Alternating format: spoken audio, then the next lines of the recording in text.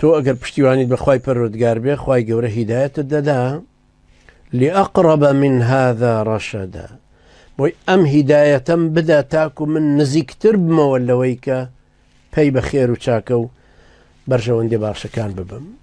یعنی سەیری کە دیسان دێتەوە سەر هیدایەت چونکە سوورەتەکە عیلاقەی بە هیدایەتدانی ئەو گەنجانەوە هەبوو.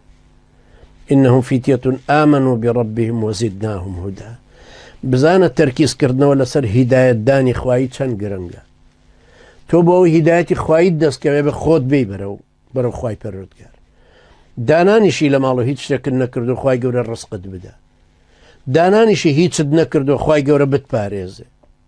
خوای گەورە عالمی ئەسباب و مسەبیباتی داناوە. تۆ مەلەوانی نەزانی فڕەت دەناوە ئەخن چێی؟ تۆ دەستخەیتە سەر ئاگرە سووتێی؟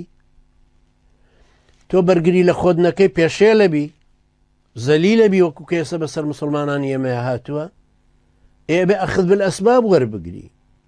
تۆ دەرمان نەخۆی چاک نابیتەوە. تۆ بۆ خۆت نەگەڕی کە سابت نەکەی پارەکەت دەست ناکەوێ.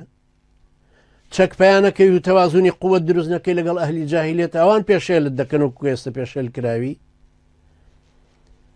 هەموو شتێک پێویستە خۆت هەنگاوی یەکەمی بۆ بنەی تاکو هیدایەتەکە وەربگری. الذين آمنوا زدناهم هدى إنهم فتية آمنوا بربهم وزدناهم هدى. لێرەش بە هەمان شێوە فەرمێ عسى أن يهديني ربي لأقرب من هذا رشدا بۆی نزیکتر بمەوە لەو خێر و خۆشی و چاکە و لە هێنانە دی بەرژەوەندیەکان.